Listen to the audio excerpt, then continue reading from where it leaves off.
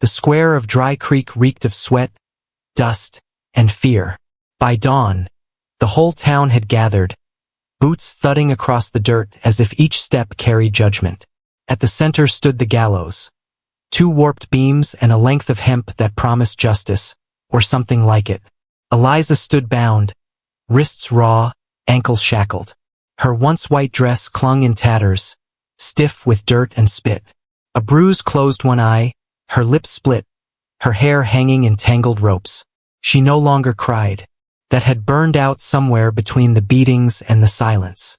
Should have left her for the wolves, a woman hissed. Burn her, someone roared. No. Ropes quicker. Another spat. The preacher muttered from a damp Bible. Sheriff Rudd chewed a matchstick, arms folded, eyes fixed anywhere but hers. The hangman tightened the noose, drunk hands avoiding her face. Eliza lowered her head, breathing slow, tired. In Dry Creek, guilt wasn't required. Poverty was enough. The rope creaked. The sheriff nodded. The hangman stepped back. And then hooves. A thunderclap across the still air. The crowd spun as a black stallion tore into the square, dust exploding under its hooves. Atop it sat a man cloaked in an ash-gray duster, brim of his hat shadowing a face carved from grit. He raised a revolver, firing once into the sky. The crack split the silence like lightning. Get your hands off my wife, he growled. Gasps. Whispers. The square froze. The sheriff stepped forward. Who the hell are you? Someone you don't want to test. He dropped a paper into the dirt at the preacher's boots. A marriage certificate, flapping in the wind. The hangman faltered. Sheriff Rudd's jaw twitched. The stranger dismounted in one smooth motion. Boots hit the boards with a weight that made them tremble. He climbed the steps, touched Eliza's arm, his voice barely above a whisper. You all right? She swayed. No words. Her knees buckled, and he caught her before the rope could take her. A rifle cracked.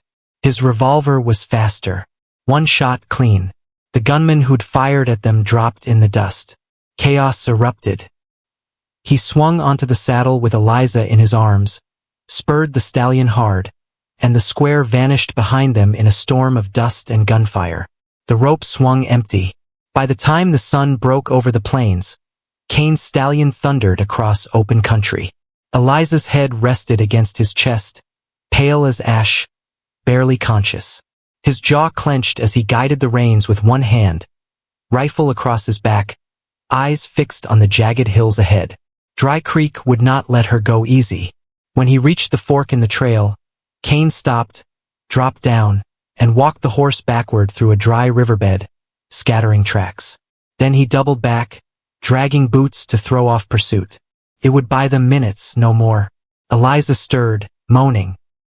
He trickled water against her lips until her eyes fluttered open. She saw him and whispered, Why? You'd be swinging now if I hadn't. His voice was low, flat. That's not justice. That's wolves. She blinked, dazed. But why me? He didn't answer. His eyes stayed on the horizon, where dust was rising. A search party. Behind it, another cloud. Black horses. Black coats. Bounty men. Cain cursed under his breath. They weren't here by accident. He checked his Winchester. Chambered a round. The sound was sharp, final. Eliza, he said without looking at her. We've got trouble. And more than one kind. Cain steadied his breath as he crouched low, his body pressed against the jagged rock, the cool stone cutting through the heat of the day. The pass below was filling with riders, 2 groups, converging like vultures toward carrion. The townsfolk's posse came first, ragged and disorganized, their shouts echoing against the canyon walls. But the bounty hunters behind them, those men moved with precision. They were not here for justice nor for law. They were here for a payday, and Cain knew enough about men like Menda to understand they would kill anyone in their way to get it. Eliza pressed her back against the stone, clutching her wrists as if the phantom bite of rope still lingered there. She trembled, not from the cool shade of the rocks, but from the realization settling into her bones. She was wanted dead, by more than just Dry Creek. She looked at Cain, her lips cracked, voice raw. Why me? I didn't poison him. I didn't steal anything. Why won't they believe me? Cain didn't answer right away. He kept his eyes on the riders below, counting, judging distances, gauging odds. Finally, he said, "Truth doesn't fill coffins, Eliza. Lies do. And you've been buried in them since the moment your boss drew his last breath." Her chest tightened. She wanted to deny it, to say it wasn't fair, but fairness had abandoned her long ago. She turned her face toward the shadows, hot tears stinging the corner of her bruised eye. Cain noticed but didn't comment. He had learned a long time ago that sometimes silence was the kindest answer a man could give. The bounty hunters dismounted. Cain's gut twisted. Menda wasn't just tracking. He was laying a trap. The man knelt, running his fingers through the dust of the trail Cain had left behind, eyes narrowing as if he could smell the deception in the air. He gestured sharply, and his men spread out in a fan, rifles slung, eyes sharp. Cain knew that posture, that rhythm. These men weren't hunting, they were closing in. "We've got minutes, maybe less," Cain muttered, sliding back against the rocks. He reached into his saddlebag, pulling free a small pouch of cartridges. He thumbed each one into the Winchester with care, the click of brass against steel ringing out steady and measured. Eliza's hands shook as she clutched the canteen, staring at him like he was carved from stone. "You'll fight them all?" she whispered, incredulous. "I've fought worse," Cain replied. His tone was calm, but inside he knew this was close to the edge. One man against two groups, both thirsty for blood. Odds like that didn't favor heroes. They favored ghosts. He studied Eliza, the dirt on her face, the way her body sagged with exhaustion, but her eyes, those eyes still burned with defiance, even through fear. He leaned closer, voice low, steady as a prayer. "If something happens, you head east through the rocks. There's a stream a mile down. Keep to it. Don't stop until you see a road." Her head snapped toward him, panic flashing. "You're not leaving me." Cain gave her a look that silenced the rest of her protest. Not cold, but firm, heavy with a promise he couldn't voice. Then he turned back to the pass, rifle braced, breath slowing, heartbeat steady. The first shot came from below, sharp and sudden, kicking stone chips off the ridge. Eliza flinched, covering her head. Cain pressed his cheek to the rifle stock and squeezed. The report thundered across the canyon, and one of the bounty hunters spun from his saddle, falling hard. The pass erupted into chaos. Shouts, gunfire, horses screaming. Cain fired again, then again, each shot measured, deliberate. Men scattered, seeking cover, but the canyon betrayed them, every movement echoing, every mistake magnified. He ducked low as bullets whined overhead, showering dust and grit. Eliza crawled closer, gripping his arm. "We'll die here," she breathed, trembling. Cain's jaw clenched. His eyes never left the sights. Not today. The fight below raged, but Cain knew the numbers would catch him sooner or later. He glanced at Eliza, her small frame pressed tight against the rocks, the fragile weight of her survival resting in his hands. He'd made a choice the moment he rode into Dry Creek, a choice that couldn't be undone. To call her his wife, to stake his claim not on possession, but on protection. He hadn't planned it, hadn't thought past the gallows, but here in the shadow of the ridge, as lead sang through the air, he realized the truth. Her life was now bound to his, as surely as any ring or vow could ever make it. Cain shifted, set his last cartridge, and whispered more to himself than her. If they want her, they'll have to ride through hell first. And with that, he rose from behind the stone, rifle in hand, stepping into the light where every gun could see him. This is fantastic tension building, the moral weight, the silence, the slow burn between Cain and Eliza is strong. Let's keep extending it so the stakes rise higher and their bond grows deeper through choice, not circumstance. Eliza's hand hovered, but it never reached for the gun. The fire popped, throwing sparks into the space between them. Cain didn't flinch. He only watched her with that steady, unreadable gaze that had unnerved her since the first moment. "You think I'll kill you?" she whispered. "I think you should," Cain said evenly. That's the cleanest way for you to walk away. Her lips parted, her pulse pounding. And if I don't? Cain tilted his head slightly, as though the answer was already written in the dust. Then you're choosing to live with me. A man who's done worse than anyone should. The words stung, not because they were cruel, but because they rang with something she almost recognized, regret. She turned back to the gun, the firelight gleaming on its barrel. It was heavy, dark, final. Her fingers brushed the handle, but she pulled back like it burned. No, she said softly. Not tonight. Not like this. Cain nodded once, no relief in his face, only acceptance. He took the revolver and slid it back into its holster. Silence settled again. The canyon was hushed except for the wind carrying the last notes of daylight. Eliza finally sank to the ground, wrapping her arms around her knees. 21 people, she said. Do they haunt you? Cain stared into the flames. No. The ones who hired me do. That answer sat heavy between them. Later, after the rabbit roasted over the fire and the beans had been shared, Cain leaned back against the rock wall, eyes closed, though she knew he wasn't asleep. Eliza lay awake too, tracing the stars with her eyes, but every so often her gaze drifted to him, to the scar on his throat, to the stillness in his body, to the weight he carried like an old shadow. For the first time since the noose had nearly stolen her breath, she wondered if she wasn't the only one learning how to live again. Eliza stared at the gun. It looked heavier than iron, heavier than stone, like it carried not just bullets but every choice Cain had ever made. Her fingers twitched, but she did not reach for it. She could feel the heat of the fire behind her, hear the wind moaning against the canyon walls. Her heart was loud in her chest. Cain didn't move. His voice was calm, steady, almost too steady. If you want to walk away, he said, take it. If you think I'm just another monster, then pull the trigger. I won't stop you.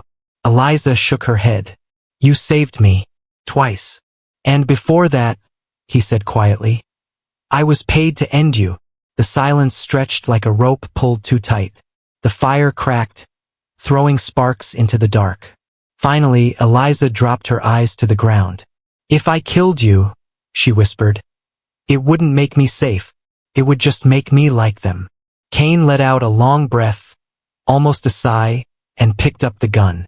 He didn't point it, didn't spin the chamber, just slid it back into his belt. That's the right answer, he murmured. But Eliza wasn't finished. You've killed 21 people. What makes me different? Cain lowered himself onto the rock across from her. His scar caught the firelight again, sharp against his jaw. The others never gave me a reason to stop. They were men who deserved it. Thieves, killers, some worse than me. But you, he paused, searching for words. You fought to live, but not for yourself. I saw you give away food you needed more than the boy who took it. I saw you bleed for someone who would have never lifted a hand for you. That's not weakness, Eliza. That's rare. Her chest ached at his words. She wanted to argue, to call him a liar, but the memory of those nights in Riverbend flashed in her mind. The boy's thin face, the girl's bruises, the way no one had stood for them, except her. She wrapped the blanket tighter around her shoulders and stared at him through the glow of the fire. So what now? You're still a man with blood on your hands. I'm still a woman with a rope mark on her neck. The world hasn't changed. Cain leaned back against the canyon wall, eyes on the stars above. No, he said softly. But maybe the world doesn't need to change all at once. Maybe it just needs two people to stop running. Eliza felt her throat tighten. She looked at him, really looked, and saw not just the killer, not just the scarred man, but the weight he carried.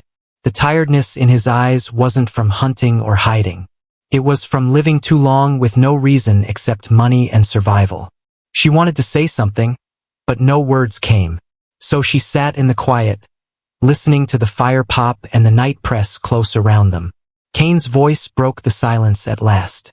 Sleep. Tomorrow we ride north. Mendez won't stop sending men until he's sure you're dead. And He stopped, his jaw clenching. I don't aim to let that happen. Eliza nodded slowly, lying down against the blanket.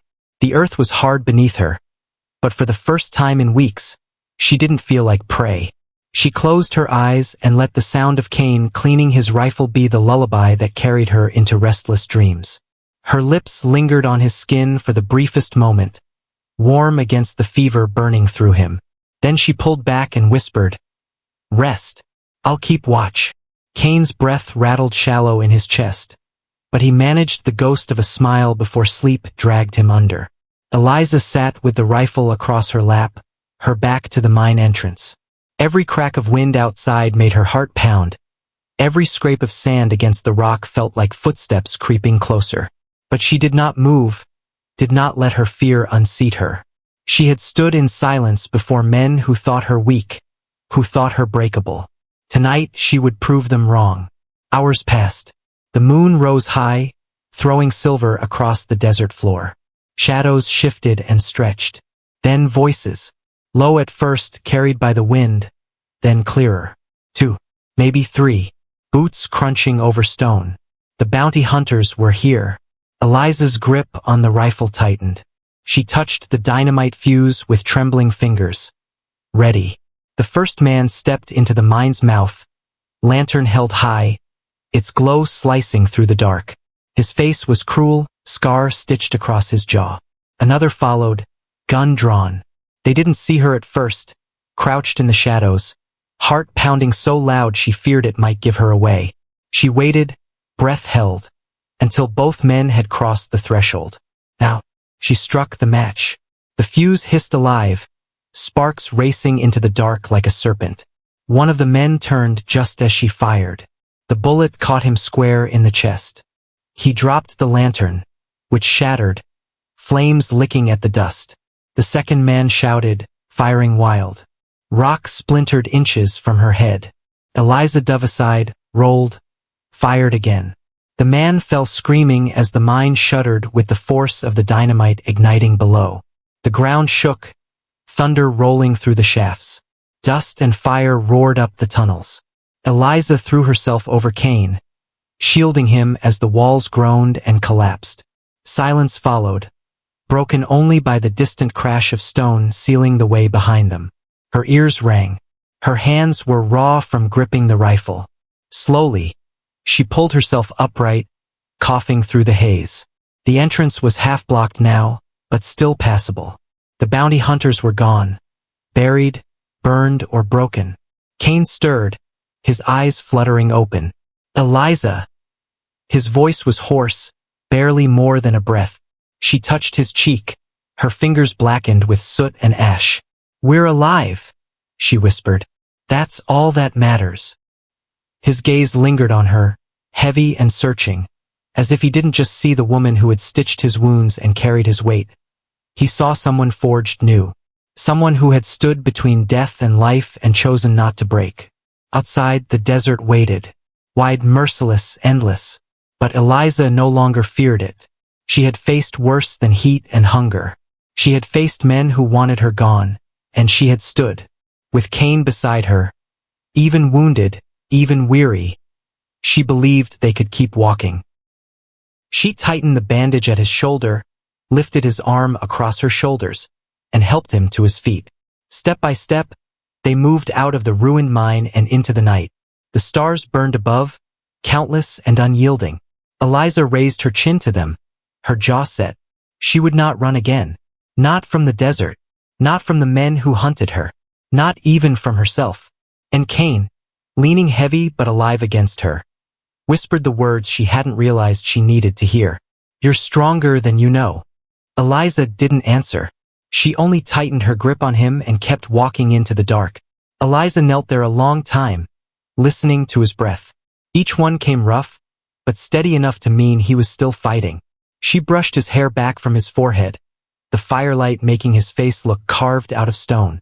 Her hands were shaking, but her mind wasn't. Not anymore. The girl who had once hidden behind doors, waiting for someone else to save her, was gone. In her place stood someone new, someone willing to stand between Cain and the men who wanted him dead. The night outside the mine was cruel and sharp. The wind carried grit that stung her eyes, but worse than the wind was the silence. A silence that promised trouble. Somewhere out there, Mendez's men were coming.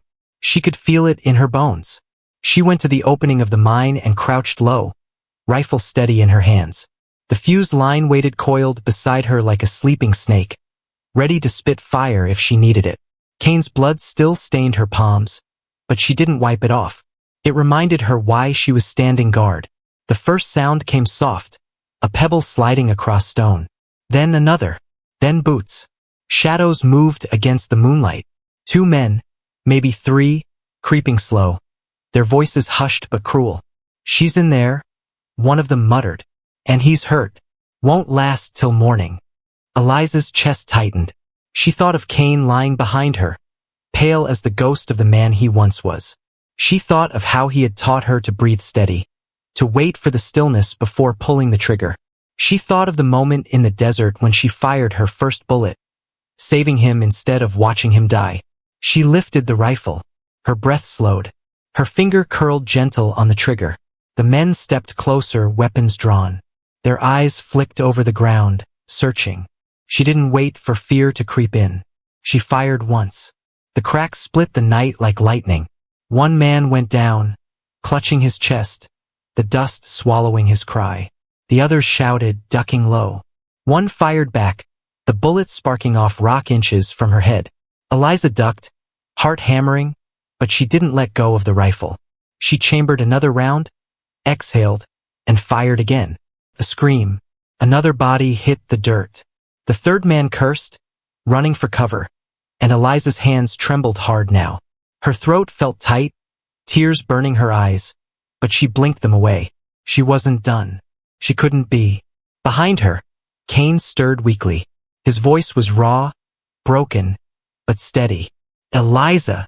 She glanced back, afraid he would tell her to stop. But he didn't. His lips curved the smallest bit, pride shining through pain. "You fight smart. You fight to live." Her chest swelled. For the first time, she believed she could. The 3rd man shouted into the night, calling for others, and she knew more were coming. Maybe too many. Her eyes fell on the dynamite waiting in the shadows. Her fingers brushed the fuse. She had one choice now, to run and maybe die in the desert, or to stand, to fight, to light the fire that would end this once and for all. She looked at Kane again. His eyes, heavy but still locked on hers, told her what he couldn't say. "Do it." Eliza drew a breath, steady and long, then struck the match. "You stay with me no matter what." An hour passed. Then came the sound, hooves, boots, voices. Eliza heard them before she saw them. At least 4, maybe 5 men. They crept down the trail like wolves in the dark, guns raised, flashlights cutting the shadows into pieces. Eliza crouched by the mine's entrance, the fuse ready in her hand. "Where is he?" someone barked. "They've got to be down here," another voice growled. "Kane's too hurt to run far. Leave the girl. The man's the contract." Eliza's eyes narrowed. Her hand didn't shake. She let the first 2 men slip inside the shaft. The moment their boots hit the old tracks, she struck the match. The fuse hissed. 1 second. 2. Boom. The mine roared like a monster waking from the earth. Fire, stone, and smoke tore through the shaft. Screams echoed once, then vanished into silence. Dust rolled out, thick and choking. Eliza stumbled back, coughing, eyes burning. She dropped to her knees beside Kane. He hadn't moved. "Kane! Kane, wake up, please." His skin was cold, his breath shallow. Panic clawed at her chest.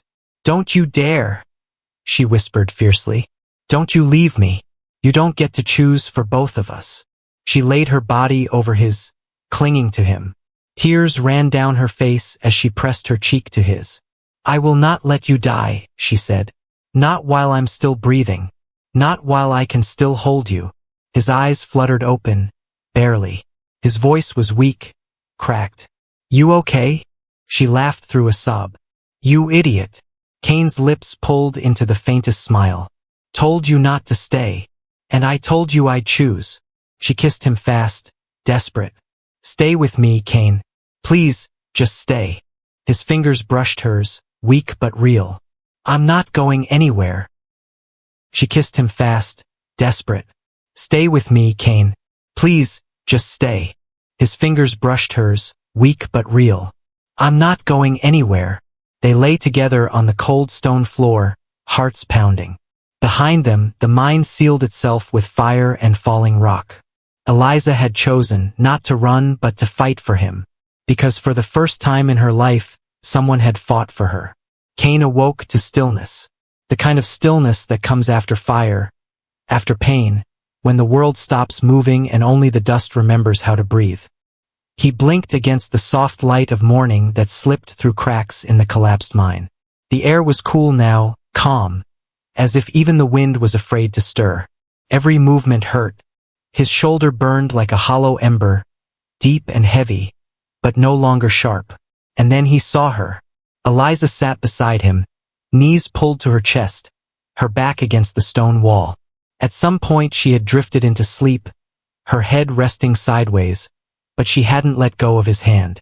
Both of her hands wrapped around his like she was keeping him tethered to life. Her face was smeared with ash, a dried line of blood across her temple.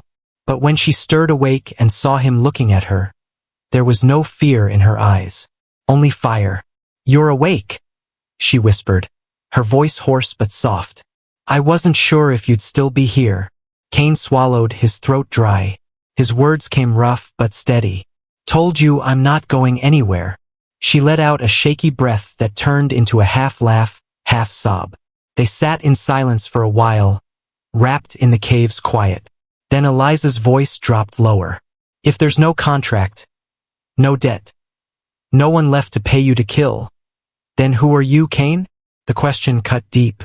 He looked past her, out toward the light, before answering. "I'm the last man you trust." Eliza didn't flinch.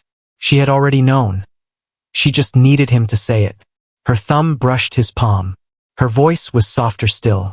"And I'm the one who chooses." Cain looked at her fully then. The dirt on her skin, the ash in her hair, the fierce steadiness in her eyes. She wasn't a victim anymore. She had saved him. He didn't deserve it, but he couldn't turn it away. His fingers curled weakly around hers. "I won't let you regret it." "I already don't," she said. No apologies. No begging. Just two people sitting in the ruins of what they'd survived, with a road ahead uncertain but shared. She had chosen him, and he had chosen to stay. The border town of Loretto was the kind of place where names faded like old denim, and stories drifted away faster than the wind. It was a town built on second chances, where scars were just another part of a man's handshake.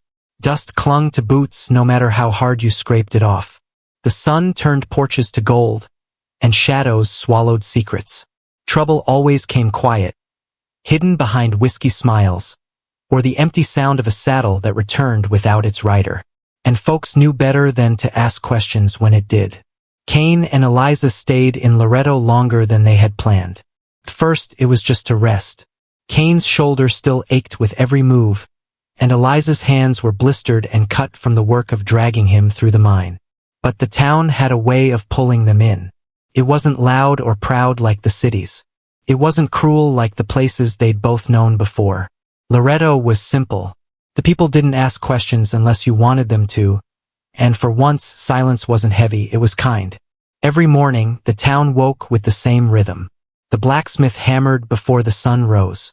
The baker set bread on the windowsill, steam curling into the cool air.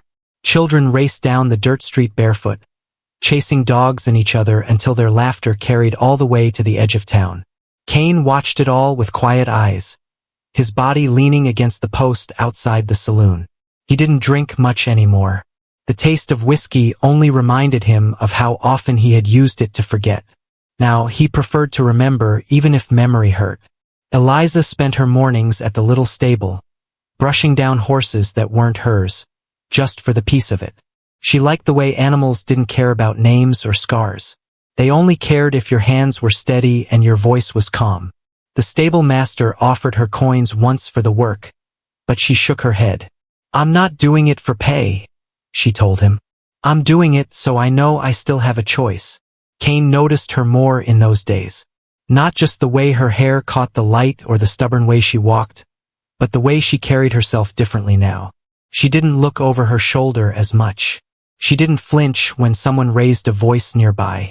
She was healing, though neither of them said the word aloud. Healing was fragile, and naming it too soon might break it. One evening, as the sun bled red across the horizon, Kane found Eliza sitting on the porch of the boarding house where they had taken a room. She was sewing the tear in her sleeve, though her hands fumbled with the needle more than once. He sat beside her, his shoulders still stiff, but his voice calm. "You're no good at that," he said. She shot him a look, a smile tugging at the corner of her lips. "And you're no good at resting."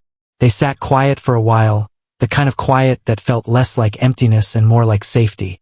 Then she spoke again, softer this time. "Do you ever think about leaving?" Kane thought on it. He had lived his whole life leaving places. Towns, people, even himself. But here, with her, the thought of leaving didn't feel like freedom anymore. Felt like loss. He turned his head toward her. "Not if you're here," he said. Eliza's fingers stilled on the thread. For a moment, she just looked at him. Really looked, like she was trying to decide if she could believe the words. Then she nodded once and went back to her sewing. But her hands trembled less than before. That night, as Loretto fell quiet and lamps flickered out one by one, Kane lay awake staring at the ceiling. He thought of the mine, of the fire, of the men who hadn't walked back out. He thought of how close he'd been to joining them. And then he thought of her voice, fierce and steady in the dark. "I choose you." It was a choice he couldn't forget. It was the choice that kept him alive. Not here. Not anymore. At the edge of town stood a small adobe cafe beneath the crooked branches of a mesquite tree. Above its swinging doors hung a hand-painted sign. The letters were faded, but proud. It read, "Eli's." No one asked who Eli was. No one needed to. Kane hammered the last nail into the left shutter just as the sun warmed the porch boards. His sleeves were rolled to the elbows, showing the faint line of an old bullet scar along his forearm. Inside, the smell of coffee drifted out with the breeze, strong, bitter, grounding. Eliza moved behind the counter with ease. An apron was tied around her waist, and a streak of flour smudged her cheek. She hummed softly as she poured steaming cups for two ranch hands who came every Thursday morning, silver coins in one hand and wild ghost stories in the other. Life had grown quiet for them, simple in its own way. Half smiles and shared glances carried more weight than words. They had learned that silence, between the right people, could mean everything. It was enough, until the door creaked open. A man stepped through, tall and dust-stained, his coat dragging the wind behind him. His boots struck the floorboards like warnings. He didn't smile. He didn't blink. His eyes were sharp and cold as iron as he scanned the room. Then he saw Kane. "You him?" the stranger asked. His voice cracked from too many miles. Kane didn't move. "Kane Gravehand," the man went on. "Bounty hunter from Elhorn Ridge." The cafe went still. Coffee froze mid-pour. Forks hovered above plates. Even the ranch hands' laughter died in their throats. Eliza stepped forward. She didn't raise her voice. She didn't reach for a weapon. She just looked at the stranger and said, steady as stone, "No, that man doesn't live here anymore." The stranger frowned. "He used to kill on command," Eliza continued. "Used to belong to whoever paid the most." Her gaze never wavered. "But not anymore. Now he belongs to no one. Except me." The man's eyes flicked back to Kane. What he found there wasn't threat, but it wasn't weakness either. It was stillness. Peace that had been earned the hard way. The stranger gave a slow nod. Then he turned, pushed the door open, and walked out without another word. Kane finally exhaled. Eliza wiped her hands on her apron and spoke softly, almost like she was talking only to him. "Not everyone needs an explanation." Kane's lips twitched into a small but real smile.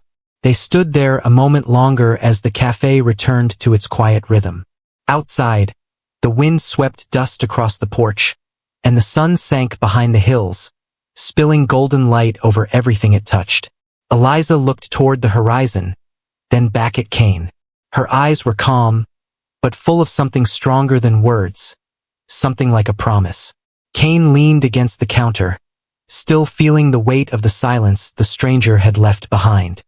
His hand brushed Eliza's as she set a clean cup in front of him. Her touch was light, but it steadied him more than any weapon ever had. "You handled him better than I did," Cain said, voice rough but quiet. Eliza smirked, brushing a strand of hair from her face. "That's because I know who you are now. And it's not the man he was looking for." Cain didn't argue. He just let the truth of her words sink into him. The room slowly came back to life. Forks clinking, coffee pouring, boots tapping against wooden floors. Life, ordinary and small, had reclaimed the space. Later that evening, when the last plate was washed and the ranch hands had gone, Cain stepped outside. The sky stretched wide, painted with streaks of orange fading into purple. He sat on the porch steps, arms resting on his knees, eyes on the horizon like he was watching for something that might never come. Eliza joined him, carrying 2 tin mugs of coffee. She handed him one, then sat beside him. For a while they didn't speak. The crickets filled the silence, and the warm smell of mesquite drifted on the breeze. Finally, Eliza broke the quiet. "You didn't even flinch when he called your name." Cain's jaw tightened. Names are heavy things, but a man doesn't have to keep carrying them. He paused, staring into his mug. "I'm trying to lay that one down." Eliza leaned her shoulder against his. "Then let it go. No one here wants Gravehand. We want Cain." Her words sank deep, steady as the setting sun. Cain looked at her, and for the first time in a long while, the scar on his forearm didn't feel like a weight. It felt like a reminder, a mark of survival, not shame. The night deepened, stars spilling across the sky. The cafe lantern burned low, throwing soft light over the porch. Eliza's hand found his again. He didn't pull away. In the distance, a coyote called, its cry carrying across the hills. Cain listened, then said almost to himself, "Strangers always come looking. One day, another will show up." Eliza tilted her head toward him. "Then we'll answer the same way. Together." Cain turned, meeting her eyes.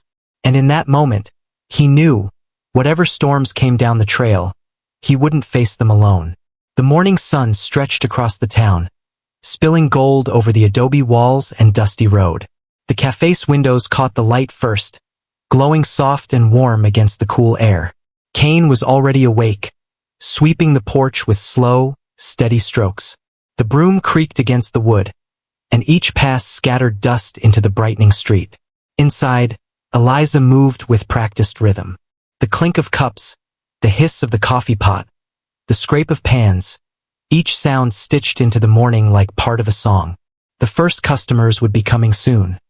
Ranch hands, a schoolteacher, sometimes even the sheriff when his nights ran too long. But today felt different. The town had seen the stranger yesterday. News traveled fast in a place where gossip was cheaper than bread. Cain paused at the edge of the porch, leaning on the broom handle. Across the street, 2 women whispered outside the mercantile, their eyes darting toward him before turning quickly away. Farther down, a pair of boys kicked a ball through the dust, but even their laughter bent quieter when they passed the cafe. He wasn't surprised. Whispers had always followed men like him. The difference was, this time he wasn't alone to face them. The bell over the cafe door jingled, and Cain looked back. Eliza stood there in her apron, wiping her hands on a towel. Her face was calm, but her eyes told him she had noticed too. "They'll get used to you," she said. "Or they won't," Cain answered. Eliza shrugged, a small smile tugging at her lips. "Doesn't matter. We already have what we need." Just then, the first ranch hands arrived. Dusty boots, tired eyes, the smell of horse and smoke clinging to them.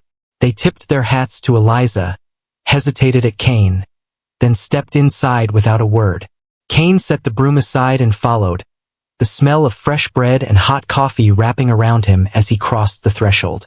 It was a different kind of battleground, this small cafe, but one he found himself willing to fight for. He sat at a corner table, close enough to watch but far enough not to crowd. Eliza moved with her quiet grace, filling cups and sliding plates, her presence steady as a river.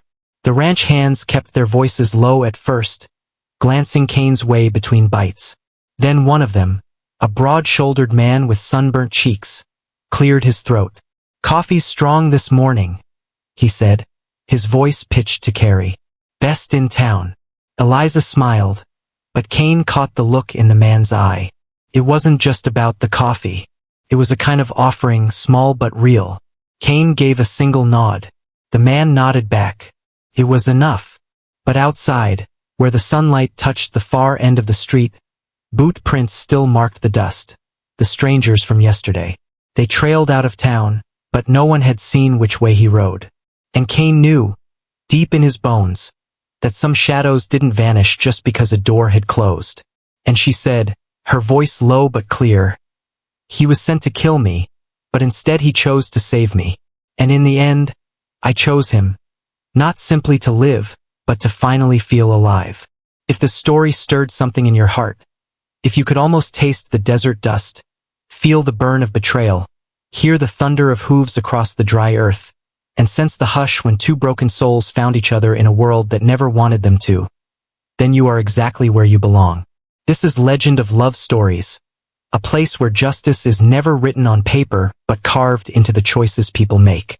A place where love rides faster than fear, where survival is more than breath, and where every bullet dodged becomes a vow whispered against the skin of someone worth saving. Subscribe and stay with us for more raw, unforgettable tales of passion, redemption, and survival across the wild American frontier. Tap the bell so you don't miss the next story, where love may not always be gentle, but it is always fierce, always true, and always real. Until the next sunset, ride safe, keep your heart open, and remember, the greatest legends are the ones love itself chooses to write.